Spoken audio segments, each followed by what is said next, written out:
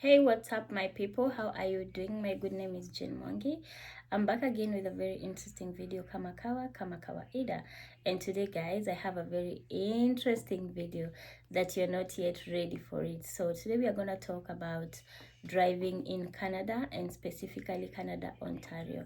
So few things I want to address is the stages of driving in Canada, and what you achieve, and restrictions, and some of the things that you're supposed to do and not to do.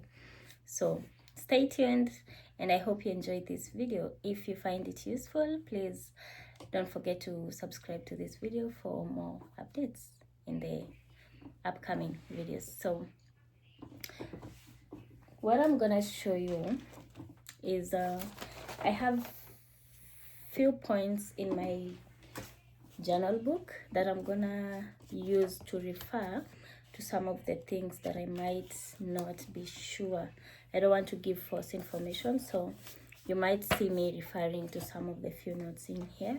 So basically right now, the stages that I know for driving that are in Ontario is there's G1, there's G2, and there's G. The alphabets G, that is what I'm talking about. So the very basic driving license you can acquire in Canada is the G1 license. So what comes with the G1? So G1 license means that if you're someone who has come from a different country, or you lived your life in Ontario or in Canada, that is the first license you can acquire that can help you move to the next stage of getting your license to be able to drive alone. So what comes with a G1 license? So a G1 license means that you're gonna sit for a written test. That is an exam that you go to a computer and then you write the test. The test is like an auto-generated exam that is always set in a computer, and you have to log in the system, and then you do the exam, and automatically it marks your exam right there and there. Just when you're done, that's it. You know your marks by the time you're going home. So what happens is, if you pass your written test, your written G1, and G1 is divided into two sections. So we have a science, the road science, that's a one section, and then we have a theory part, that's another section that asks like general questions about road safety and any other thing that you would think of on the road. So those are the two sections that are normally in the road test. And the first test has 20 questions, and then the other one has 20 questions, so that makes it a total of 40 questions. And the good thing about the written test for G1, you can, if you pass both, that's okay. You proceed to waiting for your G2. If you fail one of the sections, like the written test has two sections, so if you happen to fail one of the sets, either it's science or theory, you don't repeat the whole set. So what happens? You repeat one of the sections that you failed alone, but you have to pay an extra fee for that test that you failed. So that is for G1. So G1, you have to do a written test, and the written test, the good thing about it, it doesn't have like a time frame for when to do it. As long as you're 16 and above, you can sit for your G1 test in Canada, Ontario. So what happens when you get your G1? Once you get your G1, the only times you can drive on the road is between 5 a.m. to 11:59 p.m. Anything beyond 12 a.m. to 5 a.m., you can't go on the road with G1. Another restriction with your G1 is that you can never go to a 400 series highway alone or with any other driver. The only time you're allowed to go to a 400 series highway is only when you have an instructor who is licensed by the Ministry of Transportation in Canada. That is the only person who can take you to highway 400 series. So any other road you are eligible to drive when accompanied by a driver who has like a license of G that is valid for 4 good years driving. So That means when you have your G1, you can never drive independently. You must have someone else on the car with you to drive. And that means you can never carry someone on the back seat. The only time you carry someone is the person who is helping you to instruct you on the road. Okay? So I hope if you have any questions about G1, you can put them down on the comment section and we can interact more and figure out maybe what we could have missed. So you could be asking yourself, how much am I supposed to pay to sit for my G1 exams? So generally, I'll just put it like in the general, you pay a total of $159 to get your G1 written test. So it might look expensive just to sit for an exam, but the good thing about it and the beauty about it is that you're paying an inclusive fee of even your G2. That is the second phase of the driving license that you're going to be getting. So when you pay your G1 fee, it's included in the G2 fee. So another thing about G1 is you're restricted to completely never be on the road when you're drunk or you have alcohol percentage in your blood. Not any percentage. When you're driving, you must be on 0% of alcohol. Okay, so that is one thing you need to know. Another thing is for you to study for G1 written test, you might be wondering, how do I study for that exam? Since it's gonna be a computer exam, where do I get the materials? So it is easy. The materials, you can get them at the Ministry of Transportation handbook. That is the Ontario one. You can get all the information in that handbook. The driving test exam. So it has all the question and answers that you will need to prepare for your test. Another place that has very good materials is the YouTube. Personally, I use the YouTube and it has like the almost all the questions in the written test, they are there, because you go to the YouTube and just search Ontario driving test for G1 written test and just check on the current videos that people have posted like an year ago or 2 years ago. Those videos are so helpful, so consider that as a hack. So you don't have to use the handbook, you can as well use YouTube to study for that written test. So personally, I studied and I failed one of the tests. I failed the theory one, and the test, the what is it called, the science I got all of them, because it's not like very hard, because what is here is mainly what we have like back home. The only difference is that few signs we don't have them back home. So that was the only difference, but I managed to get all of them because I had studied a little bit. And for the theory, there are so many things, so many new things that are here as compared to back home.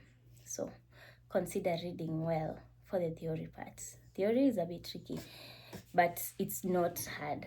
That is one thing I noted. It's not hard. It's just that it's a bit tricky and the answers are so twisted to trick you. Okay, so that is it. Another thing about G1, I hope I'm not forgetting anything.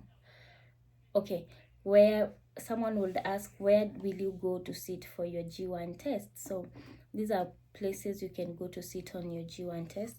Every city or where you are, there must be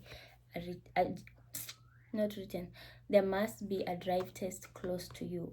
If it's not close to you, in the city you're living, there must be a drive test. So just search in Google drive test near me, and if you see a location, just walk into any location. You don't need to book an appointment, as far as I know. Please, as far as I know, you don't need to book an appointment to go and do your G1. You just walk in, just register that you're going to do your G1, and then you can sign up, and then you have to just wait for the queue that's there, and then you have to they assign your computer. And the good thing about the written test, it's not timed, so you can stay there for as long as you want, but your cell phones are not permitted, so you have to have your phone off. Okay, so another thing I'm gonna show you is once you go to pay, there's this form. This is like the application form for G1 test. The reason I have two is because as I told you, I failed the first one. So this was the first one, and then this is the second one when I went to do my second written test. And then you have your receipts attached at the back. So the first time I paid $159. As I told you, that's $159. And then the second time for a repeat test, I paid $16. This $16. So that is it. Another hack I will want to tell you guys, when you're doing your G1, when you're going to register for your G1 written test, be assured that when you're filling in the system, you see where you get a code for the one you wait for the queue. When you're filling in that system, there's a place that asks, there's these questions that you have to answer, and there's a part that asks, have you ever held a driver's license out of Ontario? So if you know you have a license from wherever country you came from, and it's more than at least 2 years, please be sure to indicate that, because it's gonna help you when you're going for your G2 or your G exam. So mine I indicated there, and it was not yet fully 2 years. It was almost turning 2 years. So I just told them it's almost 2 years, and they just told me it's okay, they can write it. And another thing about the application, you have to go to a vision test. You have to pass that before you continue anything else. Another thing I noted was they ask if you have any physical or any medical condition that they really need to know. So that's another thing they ask, and you have to check it either yes or no. Something else you need to know when you're going to sit for your G1 written test is always make sure to carry your photo ID. So from where I come from, we call a national ID like just a national ID. There's a specific one that we use to do any official government thing, but here there's any government document that has a photo of you on the card. That is a formal ID that you can present anywhere in a government office. So any photo ID is allowed, okay? And if it's your passport, anything, any photo ID, your photo ID, your OHIP, anything, as long as it has a photo of you, that is very okay. So the second one is the one that they failed after I went the second time to do a written test. And the good thing about this written test for G1, you can always repeat the same day as long as the time frame is within their working hours. So you can just fail now and repeat it the same time, okay? So that's another plus. So for me, I was not able to repeat the same time because I went like last minute. So by the time I'm finishing, it was almost time. So I didn't have choice to sit for the test. So I just had to go home, okay? Yeah, that is it for G1. Immediately you pass your G1, they give you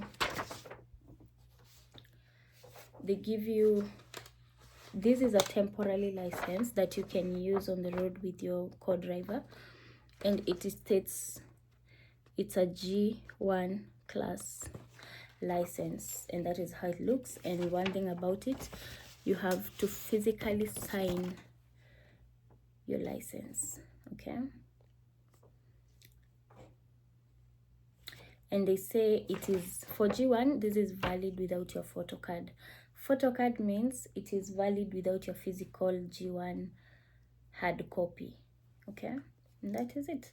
So this is just a paper, and behind the paper it comes with instructions of what a G1 person can do, what a G2 person can do, and then at the bottom it has other classes of license that can be acquired in Ontario.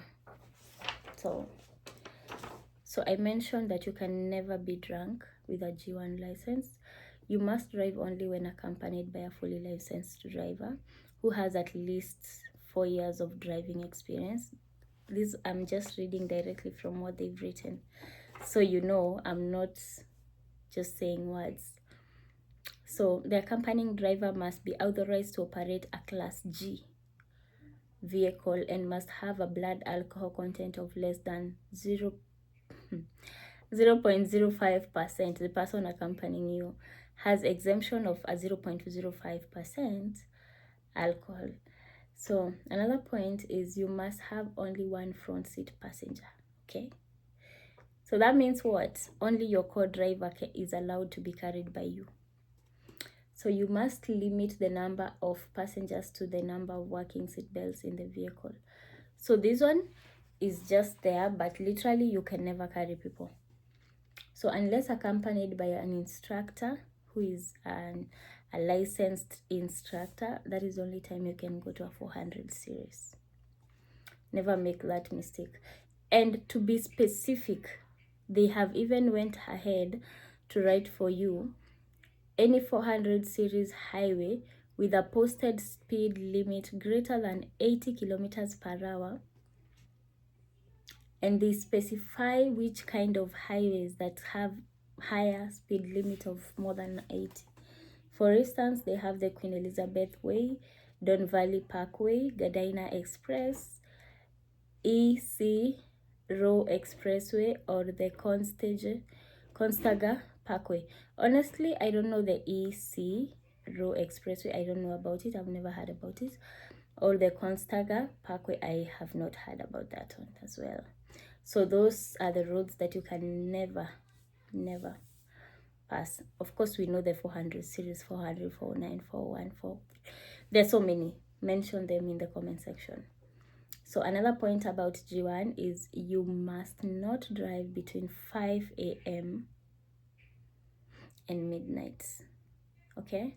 So midnight, 5 a.m., never go on the road with a G1. Another point is you may drive Class G vehicles only. That means there is a categorization of vehicles that a Class G person can drive. For instance, you can drive all personal cars, you can drive any SUV, you can drive any small truck, you can drive any van. Those are the types of a Class G person can drive. Actually, a Class G person can they drive a bus? I'm not sure. I don't know. So, but I'm sure about a truck, a small truck, a van. That one I'm sure. Okay.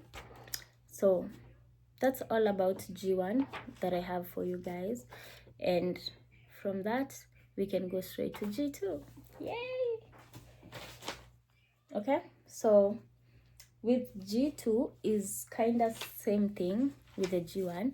The only difference is that for G2, now you're not going to sit for a written test, you're going to the road itself. And the difference between G2 and the other license ahead of G2 is the type of road you're going to do your test on. So for G2, you're going to do your test on a major road, or I can call it just normal roads, not the highways. So the major roads have they have a speed of 80 and below, because there are some major roads with a speed of 80, 70. So any speed below 70, 60, that's okay for a G2 person to take their test. And then there are several things they test on the road for G2, which are the first thing they check on how you change your lanes. The second thing they check is how you check your blind spots. That's a new thing to me. We didn't have something called blind spots back home. Like you have to check at the shoulder. You see your shoulder? The passenger, is it the passenger? Yeah, the back passenger mirror. You have to check from that window to make sure there's no car that is almost approaching you that you didn't see in the side mirror. And that is so common. I find it so weird how someone will just be next to you and you can't even locate them in the side mirror. It has happened, and I find it so weird. So when you're driving in Ontario, just make sure to look at your blind spots always, always, especially when you're changing lanes or when you're planning to change lanes, your blind spots always. So that's another thing they check. The other thing they check is how you're making turns. Either it's like a left turn, a right turn. Another thing they check is how you're stopping towards traffic lights. The other thing they check is how you're approaching. If the road you go to do your test is what is it called? A railway line passing on the road, how you're approaching that railway line, and how attentive are you on checking if there's a train passing. They also check on that, because I'm just mentioning this because my test happened to have like a railway line on the road, and that was something that was so key. So the other thing they check is when you're making right turns on red lights. My friend, be very careful, because when you're making a right turn on red lights, there will always be pedestrians crossing the road, and that is a very, very risky hazard. So just be watchful.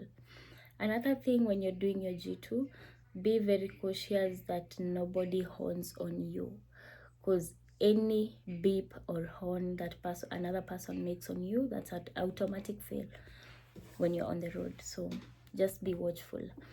Another thing is the speed limit. How fast or slow are you able to pick up the speed on the road? So when you make a turn, there's a speed like 50. So how soon are you picking up to 50, and how are you managing that 50 at a constant without going too slow, without going too fast, and being on average? So that's another thing you check.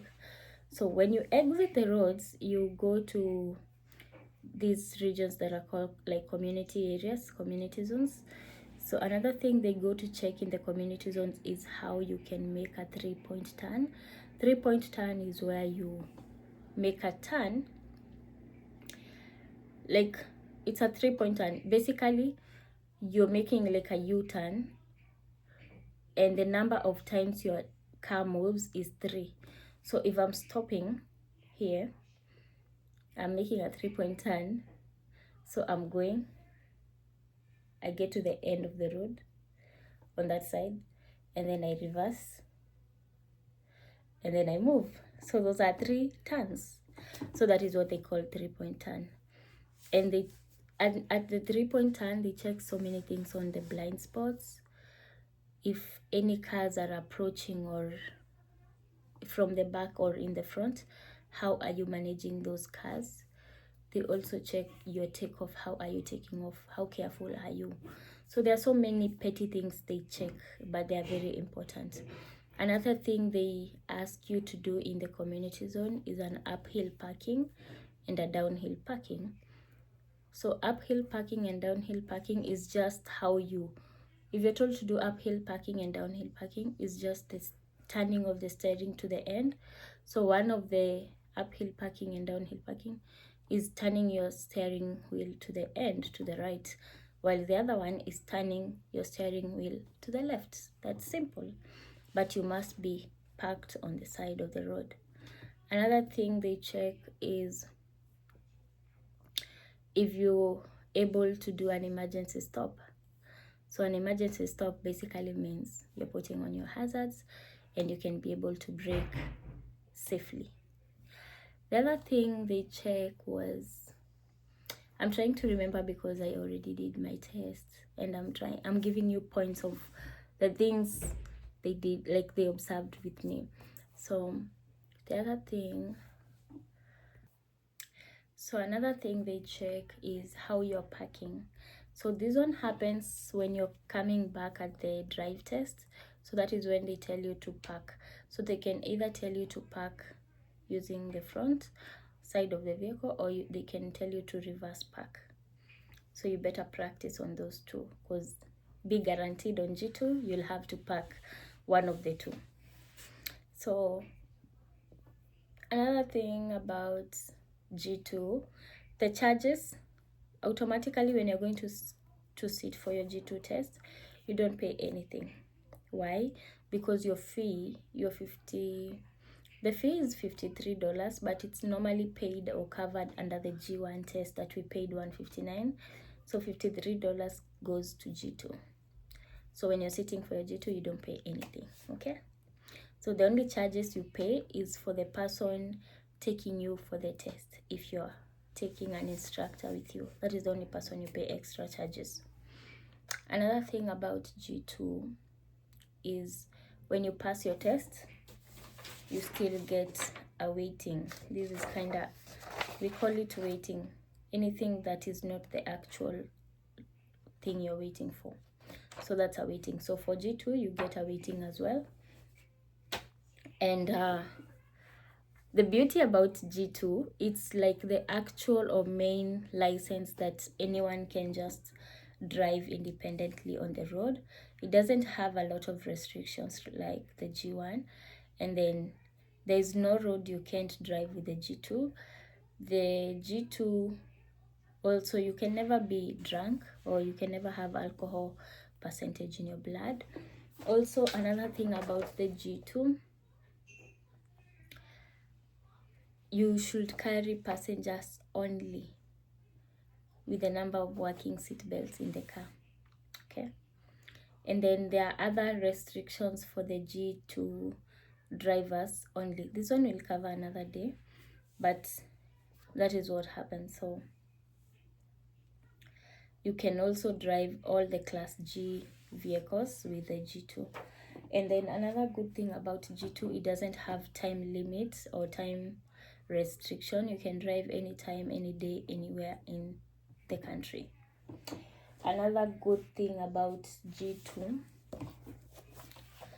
is you can be able to buy a car with it. You can be able to get your own insurance with it. Literally, there's nothing you can't do with your G2. I'm just trying to check that I mentioned everything.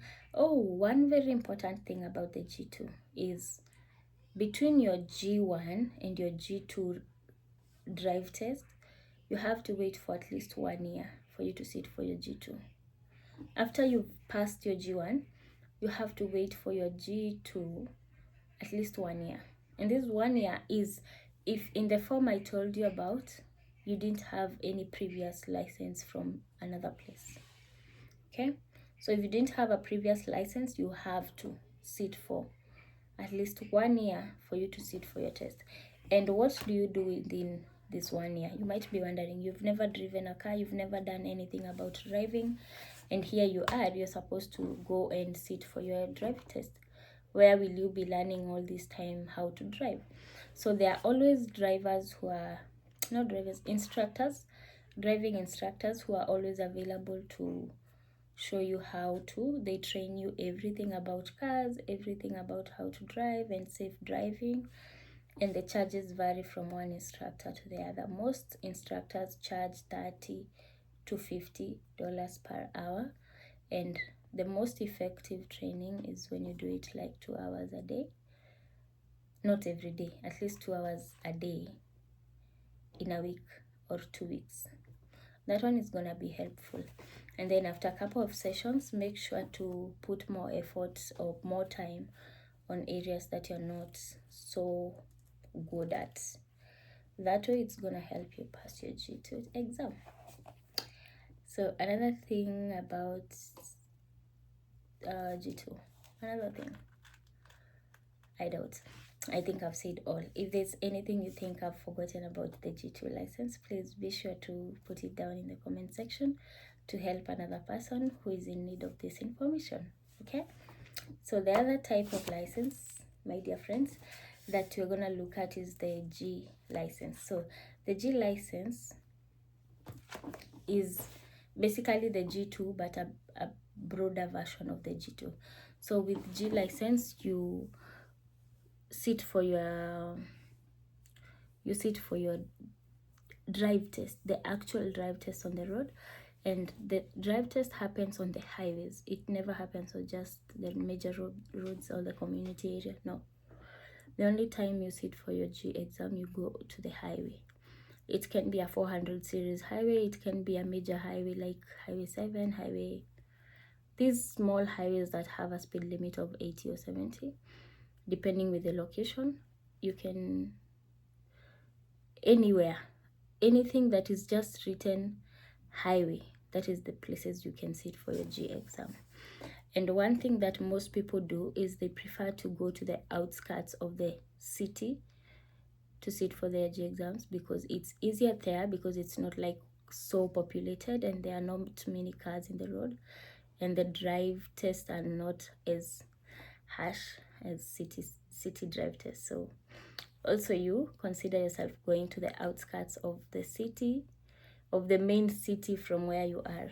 That way it's gonna give you a pass. So another thing about G is they're a bit lenient. They don't check so much like the G2, because the only thing they check is how you're changing your lanes, how you're looking at your blind spots, and speed picking, like you just, and how you're merging your highway. Actually, that's the major thing they're gonna check, because that's the most risky thing about highway.